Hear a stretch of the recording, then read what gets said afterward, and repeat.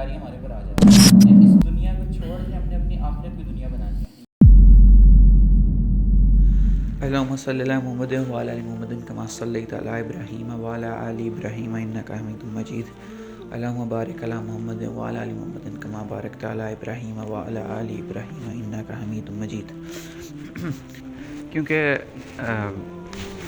سردیاں تو ٹائم تھوڑا سا کم ہے مغرب میں، تو زیادہ لمبی بات نہیں کروں گا، مختصر سی بات کروں گا.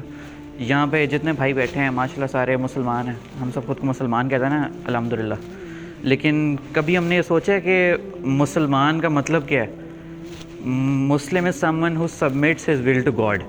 اب اللہ تعالیٰ نے انسانوں کو بنایا نا اس دنیا میں، اللہ تعالیٰ نے ہمیں اختیار دے دیا اور دو راستے ہمارے لیے ڈیفائن کر دیے. ایک راستہ شیطان کا راستہ ہے، ایک اللہ تعالیٰ کا راستہ ہے، صراط مستقیم. تو اب اگر ہم چوز کرتے ہیں کہ ہم نے سیدھے راستے پہ چلنا ہے، اللہ کے راستے پہ چلنا ہے، تو اس پہ ہمارے اوپر کچھ ڈیوٹیز ہیں، کچھ رسپانسبلٹیز ہیں، کچھ ذمہ داریاں ہمارے اوپر آ جاتی ہیں. جیسے کہ ہم نے نماز پڑھنی ہے، اللہ کو ہم نے راضی کرنا ہے، اور مطلب ہم نے اس دنیا کو چھوڑ کے ہم نے اپنی آخرت کی دنیا بنانی ہے. یہاں پہ محنت کرنی ہے کہ ہماری آخرت کی دنیا بن جائے. اہدنا الصراط المستقیم. اللہ تعالیٰ ہم سب کو سیدھے راستے پہ چلنے کی توفیق عطا فرمائے.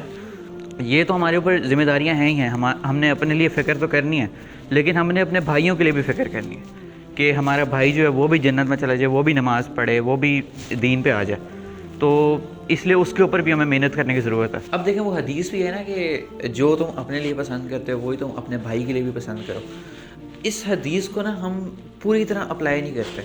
یہ حدیث کا یہ بھی مطلب ہے کہ دیکھو اگر تم اپنے لیے یہ پسند کر رہے ہو، یا سارے جتنے بھی بھائی بیٹھے ہیں سارے چاہیں گے نا کہ آخرت میں میرے ساتھ کیسا حساب ہو، آخرت میں میرے لیے آسانی ہو، میں جنت پہ جاؤں، سارے یہی چاہتے ہیں نا. تو اگر آپ یہ چاہتے ہیں کہ آخرت آپ کی سمجھ ہے، آخرت میں آپ کے ساتھ جس طرح بھی حساب ہو، تو پھر آپ کو یہ بھی فکر ہونی چاہیے کہ میرے بھائی کے ساتھ بھی ویسا حساب ہو، میرا بھائی بھی جنت میں جائے، میرے بھائی کے اعمال بھی ٹھیک ہوں. تو اس لیے یہ فکر ہمارے اندر، اپنی تو فکر ہونی چاہیے، اپنی رسپانسبلٹیز تو ہم نے پوری کرنی ہے، لیکن ساتھ ہم نے اپنے بھائی کو بھی نماز پڑھانی ہے. ہم نے امت کی فکر بھی کرنی ہے کہ یہ امت بھی نماز اور سیدھے راستے پہ آ جائے. حضرت محمد صلی اللہ علیہ وسلم ہمارے پیارے نبی ہر وقت امت کے غم میں رہتے تھے. ان کو آخرت تک، ان کو قیامت تک اپنی امت کی فکر ہوگی کہ اللہ تعالیٰ میری امت جنت میں چلی جائے، میری امت سیدھے راستے پہ چلی جائے. آپ کو پتہ ہے اللہ تعالیٰ نے ہمیں بہترین امت کیوں کہا ہے؟ اللہ تعالیٰ کہتے ہیں اے مسلمانوں تم بہترین امت ہو کیونکہ تم نیکی کی تلقین کرتے ہو اور برائی سے روکتے ہو. اب اس کا کیا مطلب ہے؟ ہم نے نیکی کو آگے پھیلانا ہے. اللہ تعالیٰ نے ہر امت پہ ایک نبی بھیجا اور اس نبی کا کام کیا تھا؟ اللہ تعالیٰ کا پیغام دینا. اب حضرت محمد صلی اللہ علیہ وسلم ہمارے جو نبی ہیں، ہمارے پیارے نبی، وہ اس دنیا کے وہ آخری نبی. اب ان کے بعد کسی نبی نے نہیں آنا اور ہم آخری امت.